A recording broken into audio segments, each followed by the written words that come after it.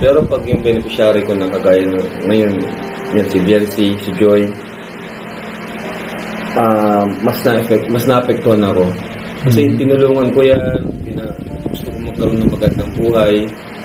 Tapos, ang magiging kapalit yung ganun, yung may nambabalahura naman sa social media.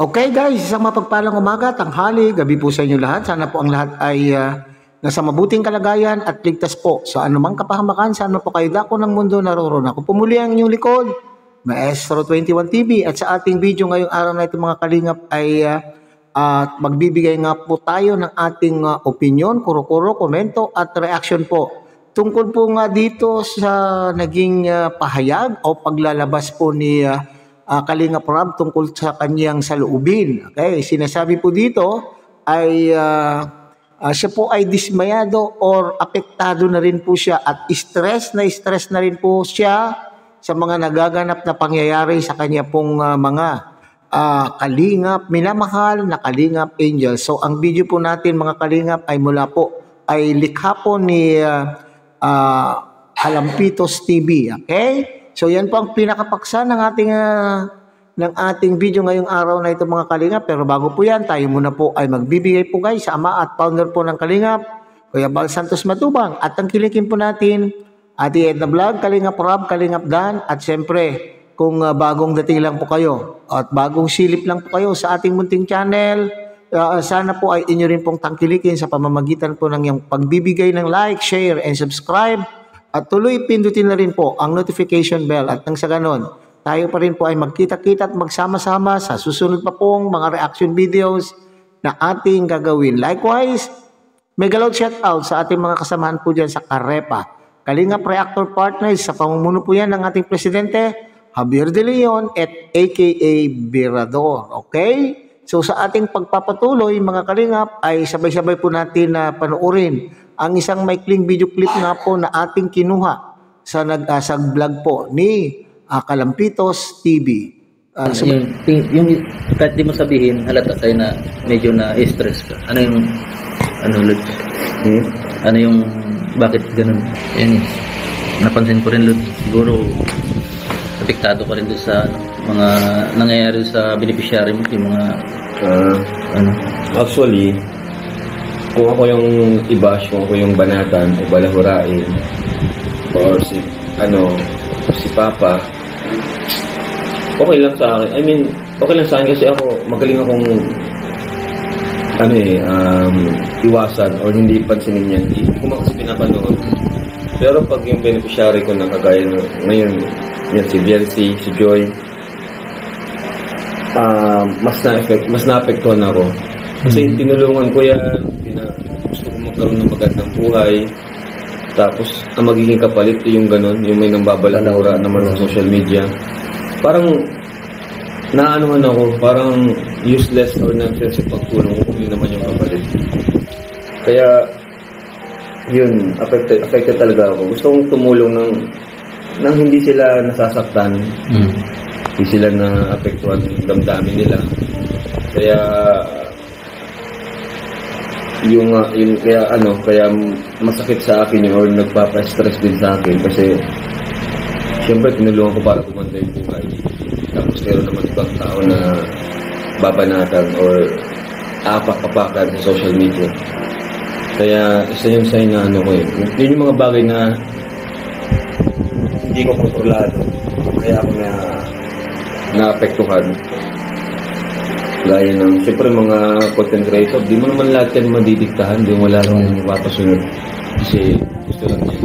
Lahat naman kasi makakuha ng views, kahit mali na yung ginagawa, di ba? Para sa views, yung iba. Kaya yun, isa yun sa nagpapa-stress sa akin. Actually, yun lang naman talaga, yung mga nagbabalahura sa Team Kalingap. Although, kung ako wala, okay lang sa akin. Bali wala yun sa akin kasi di ko naman pinapanood. Pero pag yung mga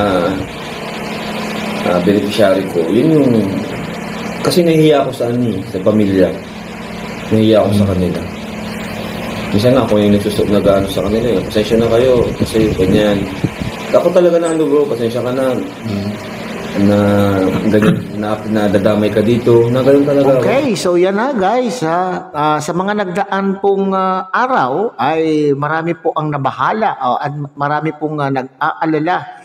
Doon po sa naging vlog po ni Kalingap Rob na para bagang sinasabi po niya doon mga Kalingap ay parang gusto na po niyang sana tumigil.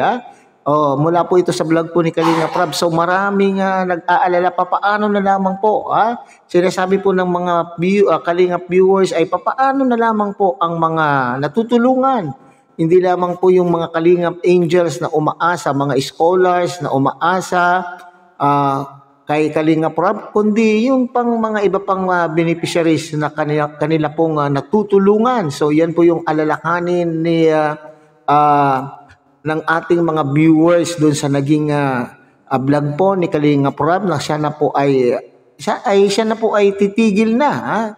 Pero sa unang video po ni Kalingap ni Kalampitos mga Kalingap ay sinasabi po niya dito yung dahilan kung bakit nasabi po daw niya yun at yun daw po ay hindi prank. Parang iniisip po niya kasi ay gusto naman daw po niya maging ama sa kanyang 2 anak. So ibig sabihin kasi nababawasan po yung oras. Nababawasan po yung kanyang oras sa pag-aalaga. Kapag patuloy po siya sa mga pagbablog ay nababawasan po yung pagbabanding po niya at gusto naman po niya daw namnamin yung ligaya na kanya pong nararamdaman bilang isang ama. Okay? So, napakaganda naman po yan na dahilan mga Kalingap. So, hindi naman po siya totally natitigil bagkos ay mababawasan. At naipaliwanag na rin po yan ni Kalingap Rob sa kanya pong mga previous live at sinasabi ay magbabawasan na lamang po. Babawasan po yung bilang ng kanyang vlog. Kung dati po ay sa isang araw-araw, nakakatatlo, nakakadalawa, ngayon daw po ay isa at the following day ay magpapahinga para naman po mabigyan po niya ng mag-focus naman po siya sa kanyang pagiging padre de pamilya. O ngayon, yung katanungan po dito ni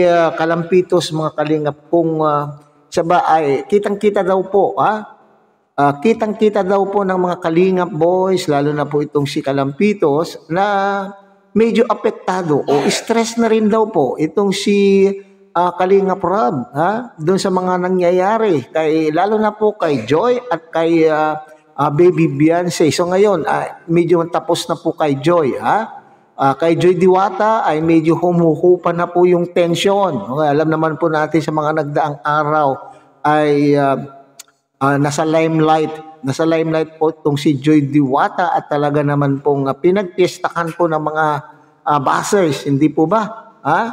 Pero sabi ko man ay kumalma na, pero mayroon pa rin po tayong mga nakikita na hindi tumitigil itong mga gusto talagang sumira kay Joy Diwata.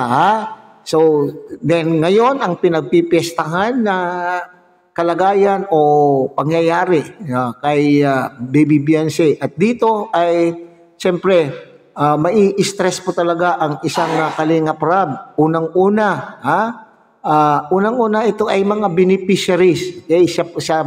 Sabi po niya, ito ay kanila pong tinulungan upang maiangat po sila sa estado ng kanila pong pamumuhay. At sila na po ay nabigyan ng kanila pong mga magagandang tahanan at sila po ay natutulungan sa kanila pong pag-aaral. Tapos ay babalahurain lang po ng mga anti-Kalingap. O mga anti-Kalingap po. Nawala naman pong mga ambag. Itong mga anti-Kalingap na wala naman pong ambag sa Kalingap ay sila pa po ang nambabalahura sa ating mga angels. Hindi natin mapipigilan itong si Kalingap Rob na maapektuhan sapagkat siya po ay minahal na rin po niya minahal na rin po niya itong mga Kalingap Angels na mga itinuring po na niyang mga kapatid o mga nakababatang mga kapatid. Okay, so itong mga anti-Kalingap na sabi ko nga walang mga ambag. Dahil kayo naman po, mga anti-Kalingap, mahiya naman daw po kayo. Mahiya naman po kayo. Wala na nga kayong ambag, kayo pa po yung mga numero unong nambabalakura sa ating mga Kalingap Angels. So, at kayo naman po ay nakiki-content. Kumukuha naman kayo ng mga content dito sa Kalingap. Ginagamit din po ninyo yung mga Kalingap Angels na tinutulungan po ni Kalingap Rob. Di mag-ambag na lang kaya kayo. Mag-ambag na lang kayo kasi kaming mga reactors, bagamat marami rin kaming mga reactors ay sinasabi din ni Kalingap Rob na minsan ang kaguluhan ay nagmumula na po sa mga reactors kasi dumadami na daw po itong mga reactors kaya hindi daw po niya makontrol minsan kung ano yung gustong i-content ng mga reactors. It's because of the views. Nang dahil daw po sa views. Ngayon naman, itong mga itong mga lehitimong reactors ay nag-aambag. Nagbibigay po kami ng mga ambag po namin sa Kalingap Landingpad para yan po ang magamit para pantulong. At ito naman mga antay na wala naman pong mga ambag at ginagamit po ninyo itong mga content, ginagamit po ninyo itong mga Kalingap Angels, dapat kayo rin po ay magbigay ng ambag. Hindi po ba mga Kalingap? So, sana itong mga antay na ito at dagdag pa dyan mga viewers, mga buzzers po talagang, mga talagang naman pong walang ginawa. Hindi na po natin sila ma-please.